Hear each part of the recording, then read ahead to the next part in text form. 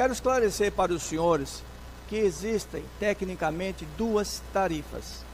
A tarifa pública, que é a que o usuário paga, e a tarifa financeira, que é realmente quanto custa o valor da passagem. Evidentemente que com a situação da pandemia, vereador Samir Malta, com o aumento do petróleo, a gasolina, do diesel, etc., o valor da tarifa seria muito mais do que realmente o valor que se paga. Então, esta diferença do valor das tarifas é obrigatoriedade do município fazer o subsídio. Então, já parte dessa questão técnica. Tarifa do usuário e tarifa financeira. A diferença cumpre ao município honrá-la, para que a sociedade não se prejudique. Vocês todos devem ter lido o projeto de lei. Inclusive, eu já fiz essa leitura parcial, Joãozinho, na última gestão nossa. E eu estou aqui com o material tentando esclarecer para os colegas o projeto que se destina ao passe livre em Maceió. Evidentemente que essa situação toda começou em 2015, com o edital de concorrência nacional, onde resultaram vencedores as seguintes empresas: Viação Cidade de Maceió, São Francisco, Veleiro e a Real. E o objetivo daquele contrato de 2015 seria a operação e manutenção do serviço de transporte coletivo, mediante a disponibilização de ônibus e demais veículos. 2. A implantação, disponibilização e operação de sistema de bilhetagem eletrônica. 3. A operação, conservação e manutenção de terminais. Evidentemente que essas colocações, essas implicações do decreto de 2015 não seguiram adiante, porque a SMTT não proporcionou a fiscalização necessária para que o projeto e o que nele estava inserido fosse obedecido a contento.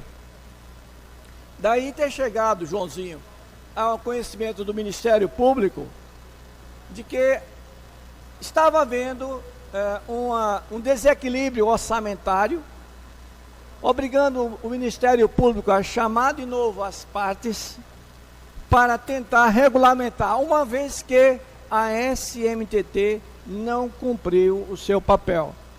Com isso foi instaurado, eu estou fazendo um históricozinho aqui para vocês, foi instaurado no Ministério Público o procedimento investigatório em 2018, daí saindo o decreto 8.958, com os objetivos de regularizar a situação da prestação de serviços públicos da gestão do sistema de bilhetagem eletrônica, evitar prejuízos à operação do sistema de transportes, assegurar a decorrência de gestão irregular do sistema de bilhetagem eletrônico e assegurar a manutenção da modicidade tarifária por meio da aferição dos custos inerentes à prestação e manutenção dos serviços. Na quinta-feira até se discutiu aqui como é que iria ser feito esse controle. E aqui a gente esclarece. A bilhetagem eletrônica, ela é a espinha dorsal desse projeto, Samir, porque ela permite, anteriormente, vocês lembram, comprava aquele bilhetinho ali e tal, né? E o controle do efetivo uso do ônibus não era possível de fazer. Com a bilhetagem eletrônica, você sabe exatamente o uso e pode controlar. O estudante vai utilizar exatamente o número de vezes necessários para ele se deslocar até a sua escola, não mais do que isso. Se ele superar esse número, ele vai usufruir das benesses anteriores, 50% da passagem, mas não a integralidade da passagem. Isso eu estou respondendo porque foi feito esse questionamento na última semana, né, como seria feito esse controle, porque é SMTT, porque é SMTT que tem um controle da bilhetagem eletrônica. E com isso ela pode regulamentar a ida e a vinda do estudante. Dentre as várias medidas, verificou-se a necessidade de realizar estudos acerca do reequilíbrio econômico financeiro. Daí, Joãozinho, você lembra que na gestão passada foi criada uma consultoria, a Quanto Consultoria, que fez um brilhante trabalho, fez um brilhante trabalho, resultando no estudo do equilíbrio econômico financeiro dos contratos da concessão. Nesse estudo, Joãozinho, foi feita a avaliação do equilíbrio econômico financeiro, com várias colocações elencadas nesse estudo, que foi bastante produtivo. Nesse estudo foi feita também análise e aprimoramento do reajuste tarifário e revisão extraordinária. No relatório de avaliação do equilíbrio econômico financeiro, constatou-se inconsistências nas propostas comerciais das empresas, superestimação da demanda dos passageiros, porque antes da pandemia, Sami, a expectativa era de 400 mil usuários, mas com a pandemia isso caiu, as pessoas deixaram de andar de ônibus, né? Além do mais, as empresas necessitaram de aumentar o número de veículos porque tinha a obrigatoriedade de reduzir os assentos de cada veículo. Então, daí a necessidade de um novo estudo em função do que ocorreu e do que a pandemia provocou. A inadimplência das concessionárias no pagamento das parcelas das outorgas. Isso fazia parte também do aditivo 2015. Né? Não pagamento pelo município das gratuidades patologias e programa Domingo é Meia. Claro que você não pode fazer cortesia com chapéu alheio. Se foi criado Domingo é Meia, você tem que repassar para as empresas o valor correspondente. Então, foi constatado pela Quanto que a prefeitura não estava na época passando. Então ficou aquele problema, a prefeitura devendo de um lado e as empresas deixando de fazer o acordado no pacto de 2015. Estão acompanhando, né, gente? Bom, saiu também um relatório da análise e aprimoramento do reajuste tarifário e revisão extraordinária. A referida auditoria, isso, gente, o que eu estou falando aqui é a auditoria de nome Quanto, que foi paga pelo governo anterior. Isso não é coisa do governo atual. Então, estou colocando o que a auditoria constatou.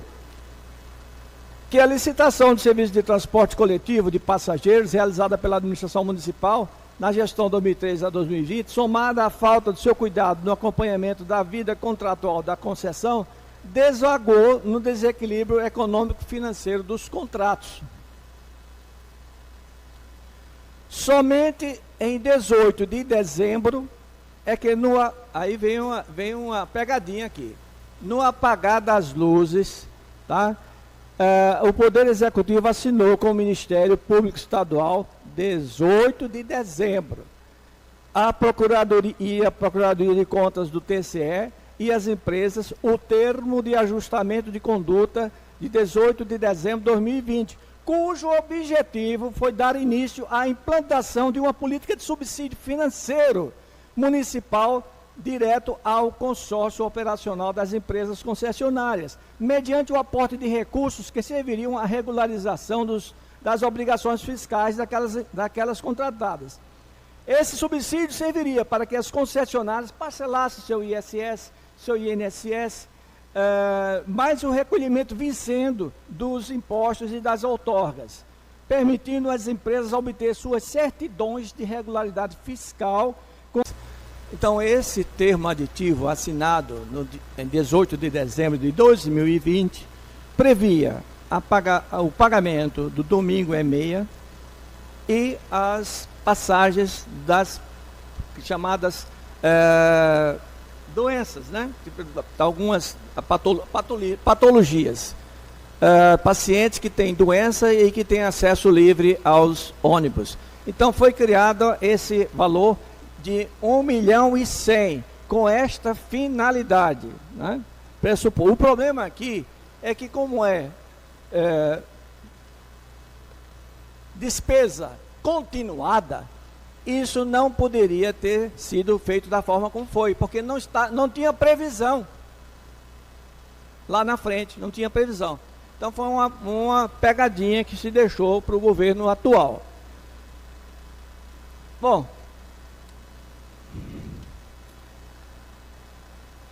diante dessa situação, na nova gestão criou-se então uma comissão para fazer essa avaliação, e através do decreto 9.035 constituiu-se essa comissão especial, tendo no final sendo assinado um novo aditivo entre o município, o termo administrativo de protocolo de intenções, para execução de estudos destinados à apuração da manutenção do equilíbrio econômico-financeiro.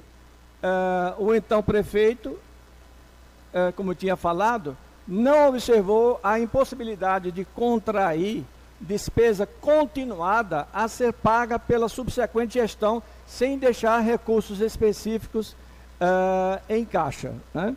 Essa é uma Doutor Kleber. um artigo, só para concluir, Joãozinho.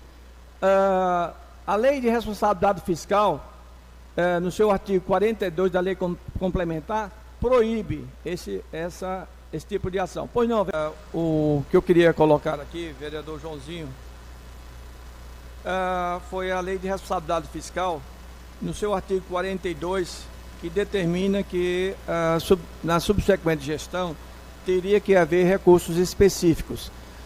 A Constituição permite, no seu artigo, isso que o Joãozinho citou, e que também serviu de embasamento para esse processo, a Constituição permite, como o Joãozinho realmente falou aí, que em situações de calamidade pública possa ser feito essas ações ora citadas, né?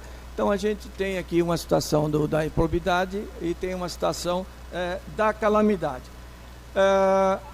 Ambos estamos com a razão. A questão da SMTT, já que foi citado, vai estabelecer o número máximo de passes gratuitos segundo o quantitativo estimado com base no volume de dias letivos do mês. Os estudantes que extrapolam essa quantidade ainda assim continuam tendo direito aos descontos de 50%. É importante que a autorização desta casa é o primeiro passo essencial para a consecução dessas medidas, visto que a desoneração fiscal sobre os serviços de transporte coletivo, as reduções de alíquotas e ou isenções são matérias tributárias, sujeitas à reserva legal expressa. Já a assunção de custeio do passe livre estudantil e o pagamento do subsídio tarifário às concessionárias são consideradas despesas de caráter continuado, sujeitas à autorização legislativa, que é o que nós estamos fazendo aqui. Então, 1.100.000 foi o TAC de 2020 para atender o domingo meia, né, e as despesas, as patologias, exatamente. Com a nova gestão, acresceu-se a redução da passagem em torno de 35 centavos, né, 30 centavos, perdão, 30 centavos, e o passe livre, que no momento, Joãozinho, o valor, em função do número de passageiros, está em torno de R$400 mil. Então, 1.100.000 mais R$400 mil dá 1,5 milhão. E o outro 1 milhão é por conta... O fato, Joãozinho, é que a gente está diante de um projeto de um grande alcance social e que... previsível na Carta da República, previsto na Carta da República, né, onde que nós já colocamos aqui, na ocorrência de calamidade, tá aqui o artigo 65, na ocorrência de calamidade pública reconhecida pelo Congresso Nacional, no caso da União, ou pelas Assembleias Legislativas. Em relação à desoneração fiscal buscada neste projeto de lei, sem apresentação de estimativa de impacto orçamentário e financeiro, está especialmente amparada nesta emenda constitucional, né? Número 106/2020, na Lei Complementar número 173/2020. Só para concluir, o nosso entendimento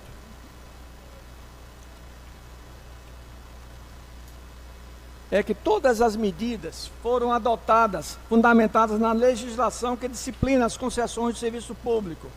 Todas as cautelas foram adotadas pelo Poder Executivo a fim de garantir a legalidade de todos os procedimentos até aqui citados.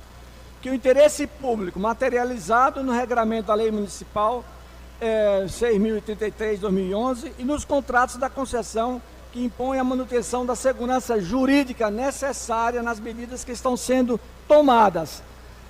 Considerando também que todos os procedimentos havidos foram não somente acompanhados, mas tiveram a participação efetiva do Ministério Público Estadual, do Ministério Público de Contas, junto ao Tribunal de Contas do Estado de Alagoas e das empresas concessionárias